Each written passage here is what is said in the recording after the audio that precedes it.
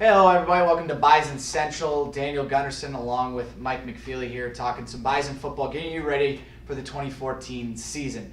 We're going to break this down into a couple videos here. We're going to start out, we're going to talk a little bit of offense, what to expect from the Bison offense in 2014. We'll transition. The next video you'll see will be us talking some Bison defense, and of course, when the time comes, we'll talk some Iowa State. So, to start things off, Bison offense, Mike, was pretty unbelievable last year in 2013, and then they just lost everybody. Brock Jensen's graduated. He was with Miami, and now he's not with Miami. They didn't lose everybody. Don't say that. They lost a lot of players. Now you're starting to sound like the folks possibly up north and other people who don't like NDSU who are saying that NDSU is going to lose everything and they're done. They've graduated 24 players. They're done. But they're just. Let me finish. Okay, go ahead. They're not done. They lost some very talented players, but NDSU's offense, other than the offensive line, is going to be just fine. And we don't know that the offensive line is going to be fine. I mean, they've lost a lot of key players along there. They're going to have a couple of key players back. But look, their quarterback is going to be Carson Wentz. Yes, an unknown, but we just don't know. He might be fantastic. Running back John Crockett, how was he last year? He was pretty good. Yep, backup Chase Morlock looked good in limited duty last year. He's being pushed by King Frazier, greatest name in football history. This year, they'll be fine at running back.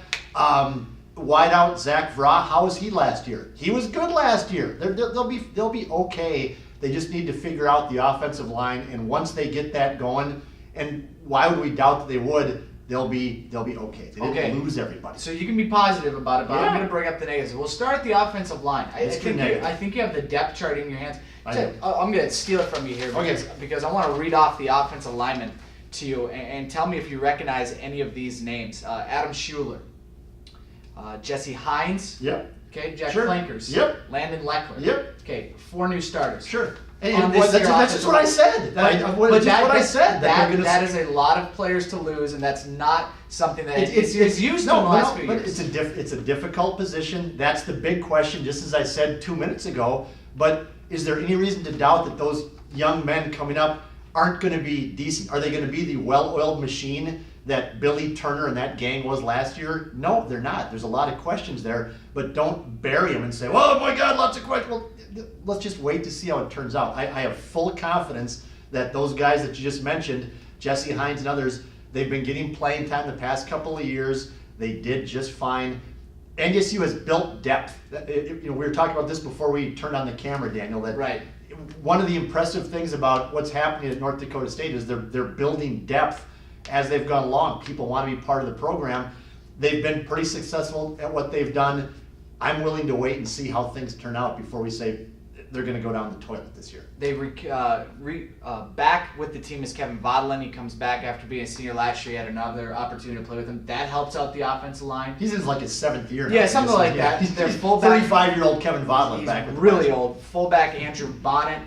This is one thing that NDSU does well, and they have done well forever, is they utilize the tight end. They utilize the fullback in the running game, not so much for rushing yards, but for extra blockers. And having those two back in Bonnet and Vaudelin, I think that's going to help out NDSU. And of course, John Crockett, who Chris Kleiman at Media Day, the new head coach, by the way, had said, John Crockett's going to be our main guy. They split carries the last 3 years, whether it was DJ McNorton and Sam Ojuri or Crockett and Sam Ojuri. Now it's just going to be John Crockett, primary back. I'm really excited about that. Yeah, and I want to see what King Frazier can do as well. He had an injury, didn't play in spring ball, but he sounds like a big kid, strong kid who's going to provide a little change up to John Crockett slashy style. And don't forget Chase Morlock out of Moorhead. I'm a spud. I'm a Moorhead guy, so we're going to give Chase every opportunity to keep that backup job. One more thing. I know we got to cut this short here, but offensive coordinator too. I mean, keep in mind as well, when we're talking Bison this year, it's not just a bunch of new players. It's almost an entirely new coaching staff, including the head coach, Chris Kleiman, but he has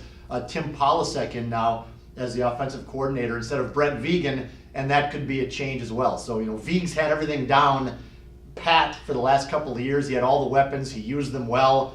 Although, think about it, for a while that people were calling for Vegan's job, which is just silly. That was like a couple of years ago when they were winning the national championship, but that's a whole different deal. Yeah. The new offensive coaches, that'll be a question mark. See how things work out. They have to mesh the offensive line. Those are the question marks. If they get past those two things, they'll be in the playoffs. They'll be making a run for Frisco again. I think the general consensus is the offensive line is the biggest question mark in our minds, we believe Carson Wentz will be good. We don't think he'll be Brock Jensen 2013 reincarnated, but he'll be good. And of course, the running back situation in NDSU, always spectacular. John Crockett. Well, we had people calling our show saying he was going to be an upgrade from Brock Jensen.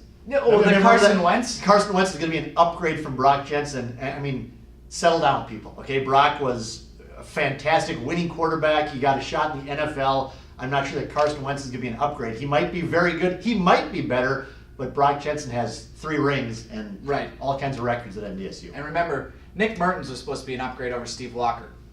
We all know how that ended up. So those are the things that we feel are going to be things to watch for the Bison offense here in 2014.